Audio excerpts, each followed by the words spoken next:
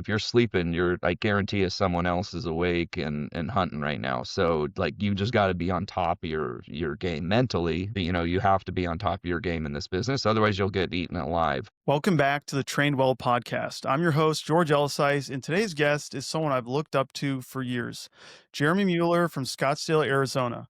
Jeremy is a third generation insurance agent who's built one of the largest agencies in the country. He's a top 100 President's Club agent for the largest captive insurance carrier in North America. He operates 3 offices, and he's known for doing something most agents struggle with, expanding to multiple locations and actually increasing production. Jeremy's success comes from consistency, community, and playing the long game. He's mastered what it means to own your zip code, becoming the go to insurance resource in North Scottsdale. And he's built a reputation for service that keeps clients for generations. On a personal note, I've had the privilege of working for Jeremy, and he's the one who's pushed me to think bigger, and I credit with showing me how to sell large life insurance policies entirely over the phone. And he taught me many other lessons that have shaped the way that I approach the business today. In this conversation, we're going to dive into Jeremy's story, the habits that fueled his rise, the strategies any agent can use to build a lasting business and brand. Jeremy, welcome to the show. Wow, what an intro. Was that Hopefully I okay? Did don't I do all right? disappoint you. Super happy to be here. Thank you. Well, I appreciate you taking the time. I know you have plenty going on, but Jeremy, I always just start with this one simple question. You were born, now you're here. What happened in between? What's your Yeah, story? great. How long do you have? As long as you need. Yeah, so basically, about third generation agent, started back in 2001, and I started December of '01. And as you know, there's something that happened on September of 2001. So it was an interesting time. I kind of entered it right before we went into a recession in the insurance industry.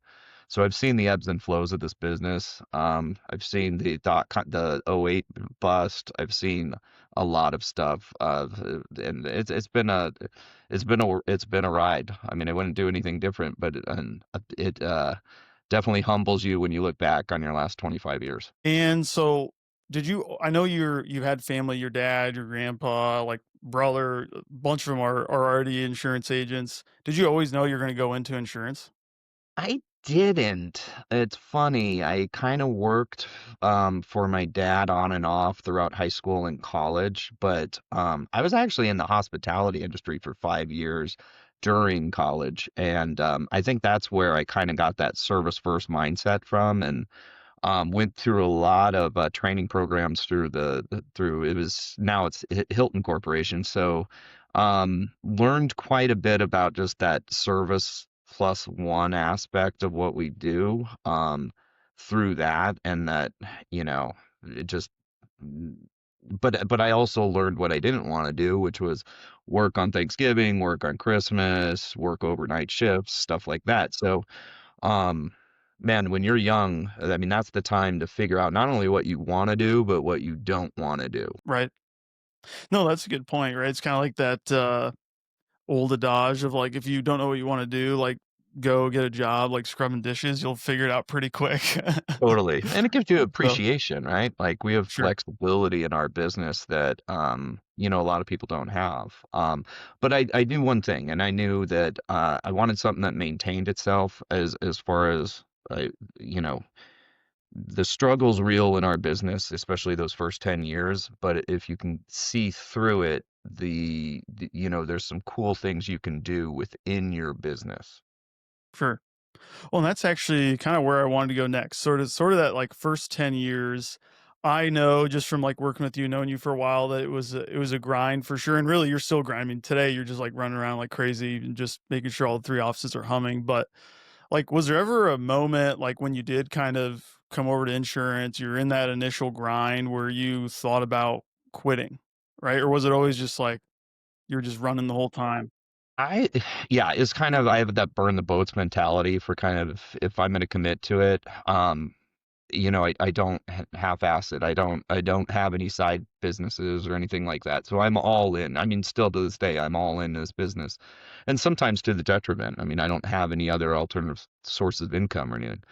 But that said, it forces your mind to go, okay, we got to figure this out.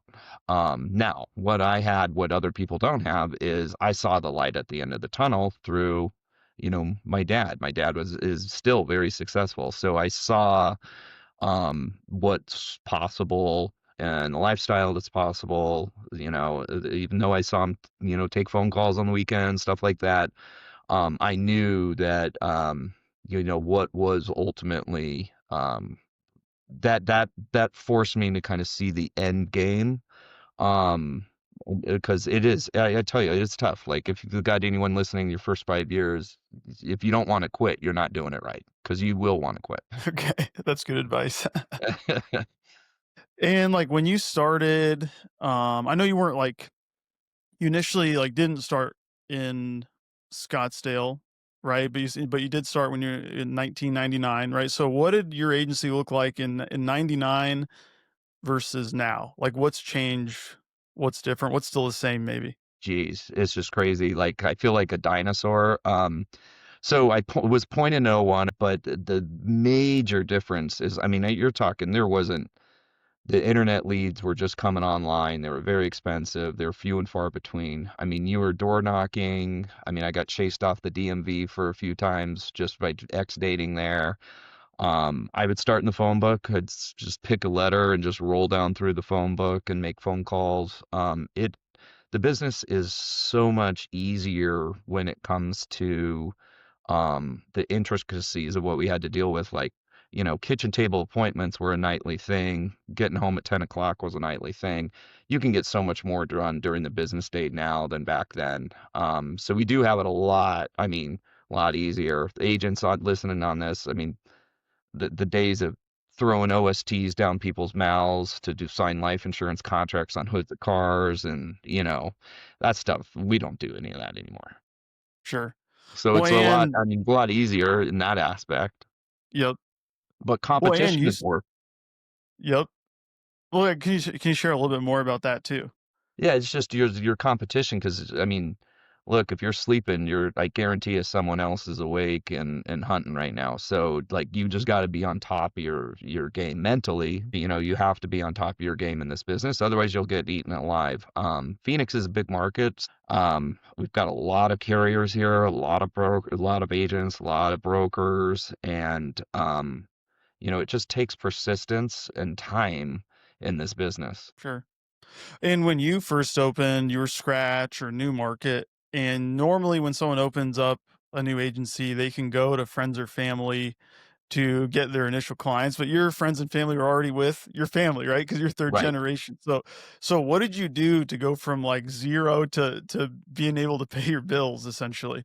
Well, and it's funny because when you're new into a business, you think like, "Oh, my friends will all come with me, or my family will all come with me." But they're like, "Wait a minute, you're new to this business." It's like so even if they weren't with me, I couldn't really necessarily count on them.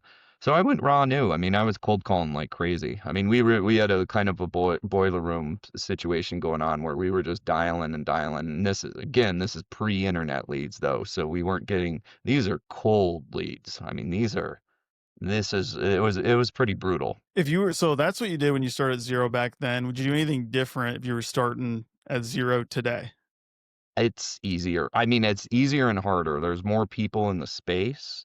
Back then, like everyone wanted to be a realtor, everyone wanted to be a mortgage broker. Now they all want to be insurance agents. So there's a lot more people in our sandbox, but at the same time, you can scale it a lot faster. Well, meaning in with online presence, with internet leads, with getting out in the community, you can do a lot of things different that are quicker. Okay. And the other thing too that I always like noticed, and even working for you for a year, wasn't enough time for me to really like have this question be answered in my mind. But like the first piece of it is just when did you even start focusing on brand? Because there is like a Jeremy Mueller brand, especially in your zip code, and especially kind of just like in the Phoenix area, where people don't just want to be with like your specific carrier; they want to be with you, right? So when did you were you always focused on brand, or when did you sort of make that shift?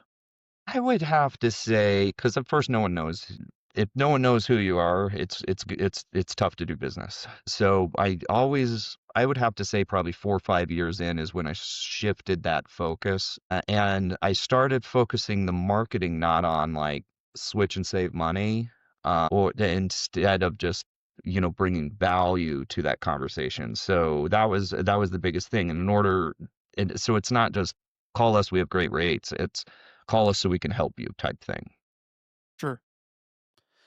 And, like, what are some of the things you started doing when you started focusing on brand, like, to sorta get your name out there and kinda, like, start really, like, owning your zip code?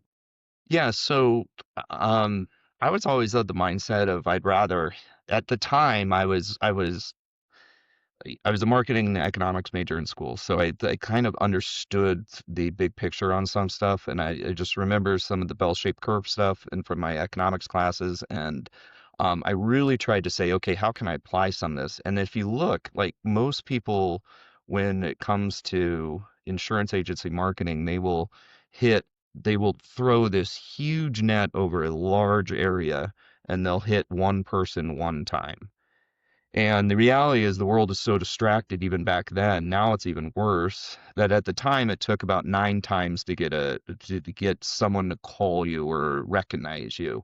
Now it's more like 20 to 25 times, like because there's so much noise out there, and your brain's just kind of programmed to skip some stuff. So my whole idea is that in a perfect world, if someone can get a postcard, someone can open a magazine, someone can talk to their neighbor, someone can talk to their realtor, at some point we're going to get that piece of business, and we still use that today. So it may not be today, but at some point you will be calling us for a quote. For a quote, and we may not even be competitive today, but at some point you will be with us, and we have that mentality. Well, and I remember when I'd work for you and there'd be like someone that would walk in from some marketing company and say, "Hey, we can put your name, like we can put your picture on a shopping cart or we can do this." And you would almost always take the meeting and you would almost always do it. So like were you always that kind of fearless when it came to marketing or okay, well, how'd you get there? Yeah, just kind of just because you get to a certain point in agency where it's very important to look for new business, but you kind of forget about your existing business. So my whole idea is to remind people that we are there.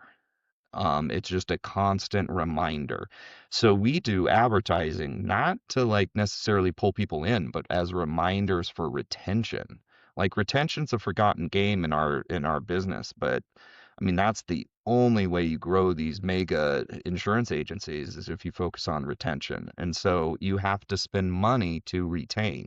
And that could be doing, reviews, but it's also advertising in the area and making sure they know that you are there. I like that because most people are, and like kind of I'm in, with our agency, I'm always just thinking about raw new, raw new, raw new. Like, like, what's my ROI on the marketing? But I've never like kind of taken a step back and just be like, yeah, it kind of reminds our existing people that we're out there, we're trying to grow, we're trying to be better, we're spending money, right, to put our names out there. So it's not just socking away and then going to the golf course, right? Like you're Right. showing that you're investing in the community, right? Exactly. And the same with like trackable, like a big thing is trackable numbers. You get these ad campaigns that be like, oh, we'll change your phone number. And that way, you know how many calls you get.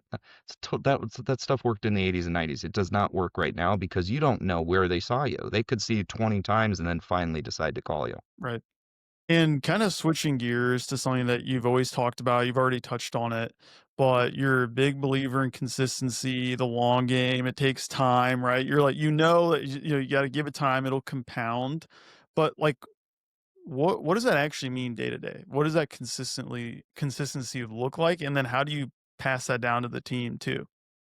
Yeah, I mean it comes in a lot of forms because there's a lot of talk going on and like, this work tends to expand itself, right? So just because you have long hours doesn't mean you were productive during that time period. So it's how can you be productive during the hours of the day that you're there? And we're not asking people to work later or come in earlier necessarily. Some do on their own accord, but it's just that consistency. So like simple things. We've always had Saturday hours. There's agents around that are very successful without Saturday hours. We're open at 8:30 and we close at 5:30. There's agents that open from 9 to 5. But you take a look at that over a 25-year period, and we've actually fast forwarded time because now I have an extra 5 years of work ahead of you because of those extra work hours that were here. Likewise, a lot of agencies tend to hire away their problems. They think, oh, I need production, so I just got to hire more team. Well, that's great, but if your team doesn't have leads coming in, there's nothing there. So I was always of the mindset I'd rather market and get more leads than hire more team. Now, not the case right now, but when you're starting out, you can't hire away your problems. You got to get in the trenches. Sure. Yeah, I mean, sometimes people wanna be that CEO just a little bit too early, right? Yeah, I remember like, well, Bill Gates doesn't answer his phone. Well, no shit, but I do sometimes. Right. So you got there's the humility. We all take the trash out here. It's the day-to-day stuff showing up consistently pays dividends long run, but it's not immediate. It's a long-term play. And, like, what's sort of like a typical Jeremy day? I've seen it, and I've kind of inherited some of that, like, kinda hustle and always be on, but kind of like, walk everybody through, like, what's a typical day for you? Yeah, normal day is, I mean, your day in this job tends to get earlier the longer you're in the business. Meaning, I have to get in early because at 8:30 my day is not necessarily my own. So I try to get a lot of my stuff done prior to that. And being on the West Coast, it's easier because there's a lot of East Coast stuff that I can get done that are open or clients or whatever. But I mean, it's typical. I try to do a review or two. We do have multiple scheduled, obviously, of other account managers that are on those.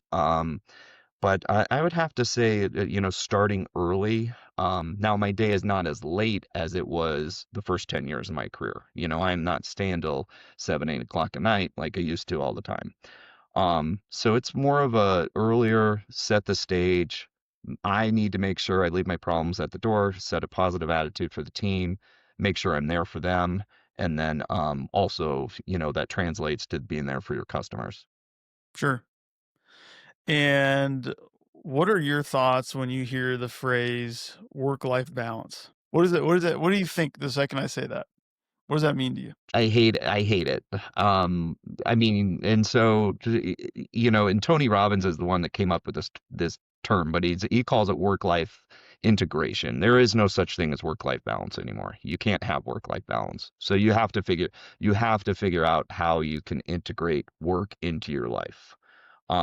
We are not a 9 to 5 society anymore. It is what it is. And if you're in this job and in this mode, do not go looking for work-life balance. They will always be out of balance. Well, and, I work with a lot of agents, obviously, and newer agents, and when I talk to them about, like, why they got into the business, some of them will say flexibility.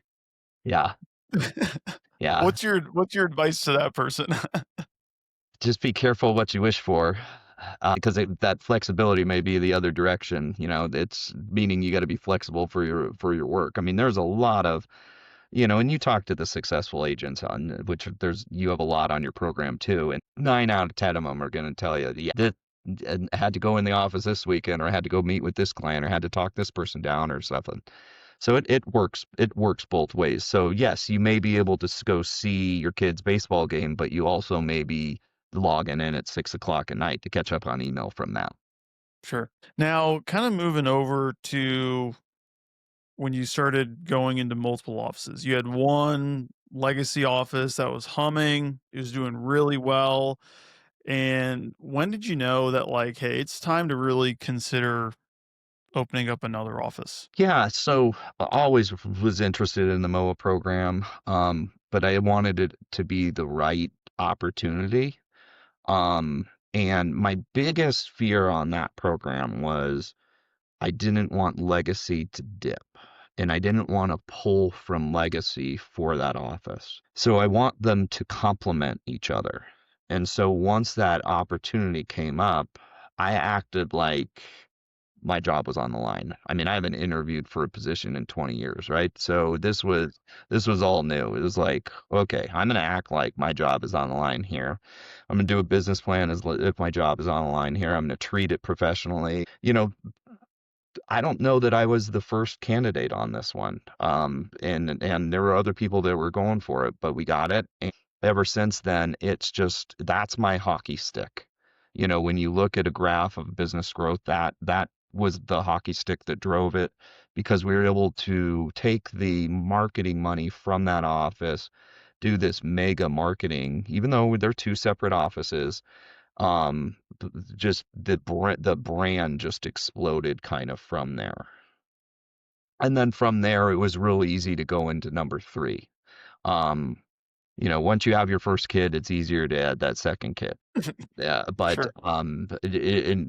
so number three was great, and we're not looking back. I mean, it's been a really good, and it's fun from a talent perspective because you're able to promote a little bit easier. You're able to give pay raises, you team bonuses, stuff like that. Yep. Well, and then yeah, the way the compensation works on the last two, kind of both kind of piling into one. Like, really, you don't even want to just stop at two. You really got to get to the third one, right? That's when it really gets fun. Yeah, I think when you look at the absolutely the guys that have the three, if you can figure it out, it's the way to go, no doubt about it. So something that I've seen a lot of, right, just given what I do, and even like the company has seen and why they've like cut, additional offices and won't let in some areas won't even let you do another one. What do you think the differentiator is for like you where like you figured it out? Like what is figuring it out?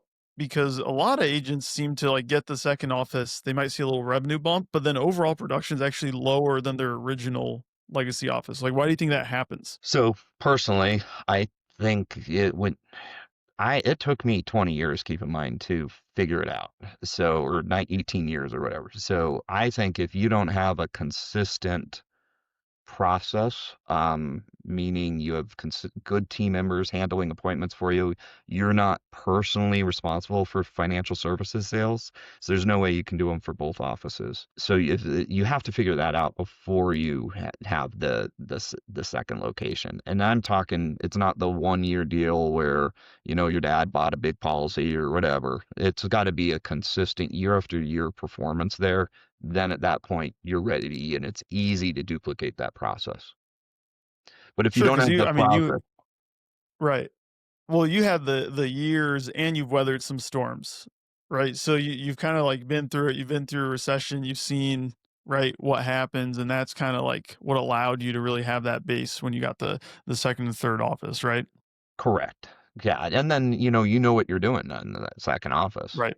You know what Yeah. not to do. You know who not to hire. Has your like role as the agent changed now that there is three offices? Like, does that look different at all, or do you feel like it's the same? I do think it's changed quite a bit. Yeah, like I mean, I feel like 100% my number one is my team members. Like, and then it's goes down I mean, don't get me wrong, love my customers, everything, but I have to spend my time with my team and help them with their challenges with customers, and then I'm second voice, and so yeah, 100%. I just don't take as many customer meetings as I used to. Yeah, because once you get to a couple offices, like my opinion, and or at least like what I believe on is you really kind of turn into the master like recruiter and trainer at that point, Yeah, right?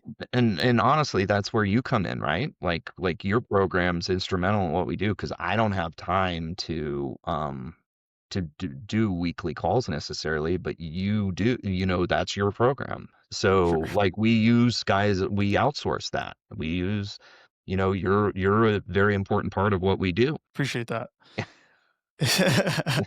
You didn't have to do that, but I appreciate that, Jeremy. So, how are you split up your time now between the three offices? What does that look like?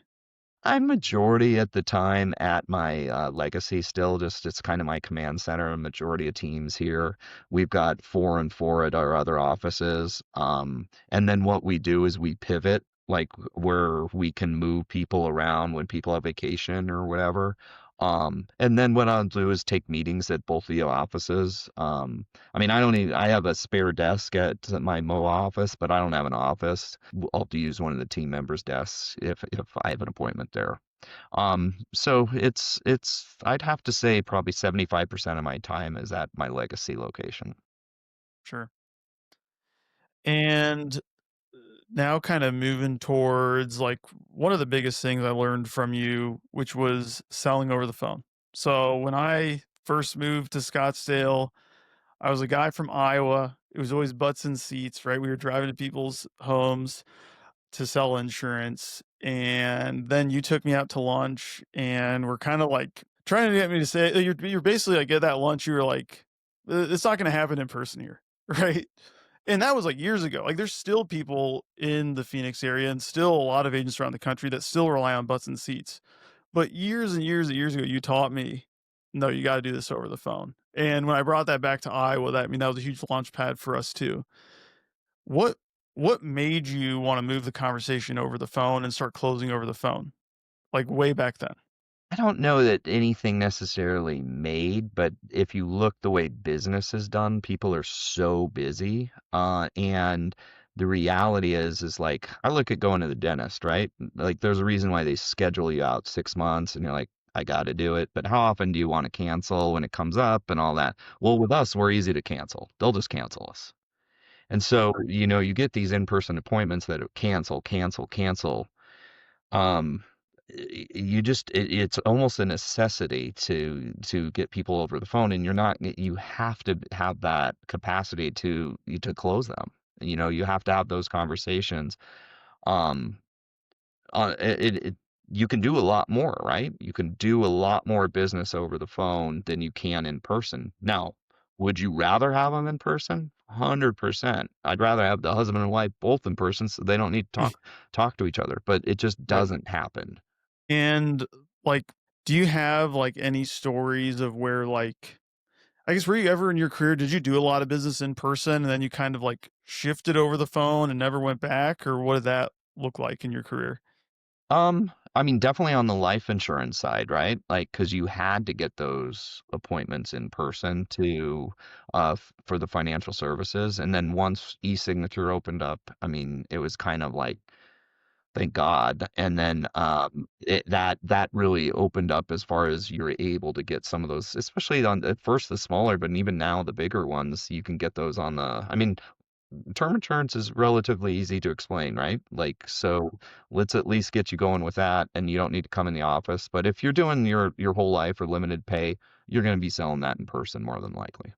What would you say, whether it was you or someone on your team, biggest life case you sold over the phone? How big was it? Gosh, I don't even know. I mean, maybe a couple grand a month, maybe. Well, so you teed up a guy when I was there that was just looking at he needed a rental property to me. He needed a rental property. I was talking to him. He was telling me about how he got the rental property, which he inherited from his dad. And then, but his dad just passed away. I remember this. And then he goes, well, hey, my dad had this policy that he like paid for it for like 10 years and then it was paid off. I kind of want to do that. And then that guy walked in a week later and gave me a check for 14 grand. Yeah, yeah. So it's possible, right? And I did that, Those are unicorns, though. Those aren't daily calls. doesn't happen every day, but I No. remember that one specifically. So, Yeah. so when you're kind, I mean, obviously you're growing the team because there's more production, you got more locations. What qualities are you looking for in a team member? Like, what's making you say like that's it or that is not it? Because I know you've talked to a lot of people, you've seen a lot. How do you know? I like attitude. I like positive attitudes. I can train endurance. I can't necessarily train you attitude. I like people that know how to talk to people. Um, those are my biggest, and you do have some capacity to pass those licensing exams. Right? Yep. So I do I do need that, but I like people to show up. Um, and I like good attitudes. And something else that like I was always amazed by with your team is your ability to I mean, you get the results. You don't have a lot of order takers, you get a lot of results, but you also have a super high retention, right, of team, and there's even you even have a day 1 team member, right, 20 plus years later. What do you think's contributing to that? I think, mutual respect there is huge. Um, you need a career path. Um, 401k, health insurance. This is a career, not a job. Um, and the appreciation of that team member is huge. Like I would go to bat for my team. I always have their backs. I will give them, a shirt off my back if I need to. And so they know that. It just a lot of it comes with age. A lot of it comes with maturity on how to deal with some of that. But so often you go, you nickel and dime your team. You do a lot of chargebacks. You do the, little stuff. So just at the beginning of my career, I was like, okay, no little stuff. And then as I grew, I'm like, how can we make this better? Well, health insurance. So at first I was like, I'll do a stipend. Then I was paying 80%. Now I pay 100% of health insurance for them. 401k. I want them to be set up where they have a savings in the future. So just little things like that. Well, and can you talk a little bit too about some of the stuff you do outside the office of the team? Because there's like a really good team culture when they're in the office, it's no nonsense. But you do tell them the Yeah, happy totally. hour, We'll the party. do, What are you doing there? could we try to do quarterly? Some Sometimes it doesn't happen, but quarterly happy hours we try to do a bunch of lunches. Um, we're caffeine junkies, all of us here, so the fridge is always filled with Celsius monsters, whatever you want. Um, and then we do big blowouts. So we'll do Suns games, or we'll do our Christmas party is very well known. We do a huge Christmas party where everyone gets rooms, and we go to a big steak dinner, and we stay out way too late, and we drink way too much, and it's a lot of fun. And that's for them, their spouses, and so we have a good time. Like it's more of an extended family. It's a work family, like 100%. It's a Yeah. work family. Yeah, and I'm in like having been to those events, the Christmas parties, obviously, those are legendary. But yeah, I mean, even to this day, I still feel like connected to everybody Yeah, still totally. there Well, at you're the always office. invited. So, so, um, now one thing I'm kind of curious about because as I've kind of like shifted my role as a team member, as I'm like growing my training company, it seems like there's some lessons that were good and did hold true for a certain amount of time. Then you kind of have to unlearn them to get bigger, right? Kind of like one of my favorite phrases is "What got you here won't get you there." Are there any of those lessons that kind of stick out to you where you kind of had to unlearn it to get bigger and to grow? Yeah, I mean, you have to say no quite a bit, which at first I was said yes all the time. So I learned to say no. I mean, now that's a big part of what I do. And so if I don't want to I'm take a working on that. meeting or show up on something, it's a no. Or if it's going to be a late night and I need to be at work early in the morning, it's going to be a no. Where in my 20s and 30s, I would take that all day long.